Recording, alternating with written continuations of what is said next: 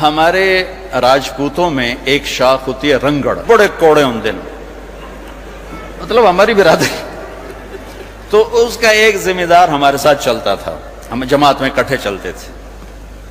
تو میرا یہ مستقل مضمون ہے، میں بیان کرتا ہوں میرے نبی کے اخلاق، نبی کی زندگی، چونکہ یہ عام طور پہ بیان نہیں ہوتی، میں اسے کھول کے بیان کرتا ہوں کہ ان سب کے گھر بننے والے ہیں، یا بن چکے یا بننے والے۔ گھر پیسے سے نہیں چلتا، میرے رب کی قسم، گھر نبی کے اخلاق سے چلتا ہے، نبی کی برداشت سے چلتا ہے، چاہے دفتر ہو، چاہے وہ وی سی کی کرسی ہو، چاہے وہ گھر کی چیئر ہو، جہاں اخلاق ہوں گے وہاں نظام چلے گا، جہاں ڈانٹ ڈپٹ ہوگی، روک ٹوک ہوگی اور بےزتی ہوگی وہاں نظام ٹوٹ جائے گا۔ دل ٹوٹ جائے تو سارا نظام ٹوٹ جاتا۔ تو میں نے ان کے گھر فون کیا، ان کی بیگم نے اٹھایا، وہ تھے نہیں، میں نے کہا بتا دینا میں نے فون کیا تھا۔ تو جب وہ آئے نا تو کہنے لگے مولانا صاحب بڑا لطیفہ ہوا۔ میں نے کہا کیا ہوا؟ کہ میں گھر آیا تو میری بیگم نے کہا تھارے مولوی کا فون آیا تھا۔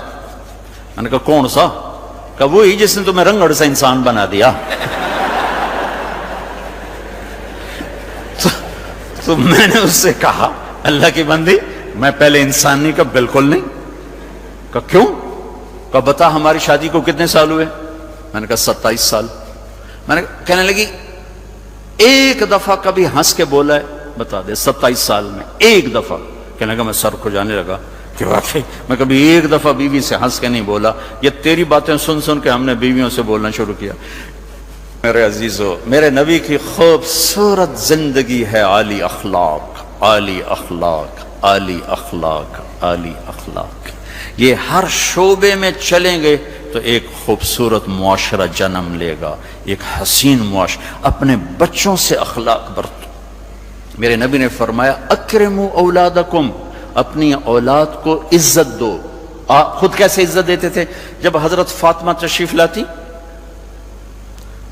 تو آپ اپنی بیٹی کے لیے کھڑے ہو جاتے، وہی نہیں کھڑے ہوتے تھے، 4 قدم آگے جاتے، ان کا ہاتھ پکڑتے، بوسہ لیتے، پھر پہلے ان کو بٹھاتے، اس کے بعد خود بیٹھتے تھے۔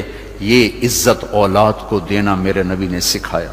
حضرت علی کا فرمان ہے اکرموا اولادکم فانہم خلقوا لغیر زمانکم، اپنی اولاد کو عزت دو جو تم سے اگلے زمانے کے لیے پیدا کیے گئے ہیں، تمہارے نام کو زندہ رکھیں گے اگر ان کو عزت دے کے مرو گے۔ اور تربیت کے نام پر ڈانٹ ڈپٹ، ڈانٹ ڈپٹ، ڈانٹ ڈپٹ، یہ یا جھوٹ پہ لے آئے گی اولاد کو، یا وہ دوغلے ہو جائیں گے یا متنفر ہو جائیں گے۔ یہ ہمارے برصغیر سوٹا ڈنڈا، سوٹا ڈنڈا، 4تھی جماعت میں پڑھتا تھا میں، اور دسمبر کا مہینہ، ماسٹر محمد شفیع مرحوم بڑے نیک استاد، بڑے مخلص، لیکن مار مار تباہی کر دیں دیا۔ انہوں نے سوال لکھایا، اچھا ہم اس کو 20 لڑکے بیٹھے، میں 15ویں نمبر پہ بیٹھا تھا۔ اچھا میں ویکھے میں سوال نہیں آمدہ، پہلے لڑکے کی سلیٹ دیکھی گئی، غلط، ٹھو ٹھو ٹھو ٹھو، میں کہہ لیا مر گیا۔ اب میں سوال حل کرنے کی بجائے جان بچانے کی سوچنے لگا، ہوں میں جان کی میں بچاونی، چونکہ سوال تو آتا نہیں، شاید زور لگاتا تو کوئی حل نکل آتا، لیکن میں کہ ہوں جان بچاؤ بھائی۔ اب اور لڑکے قریب آ رہے ہیں، فاصلہ گھٹ رہا ہے، اور میرے پسینے چھوٹ گئے، ٹھنڈے، برا حال، کہ یا اللہ اتنے سوٹے میں کیویں کھاونے۔ اچھا ایک ثقافت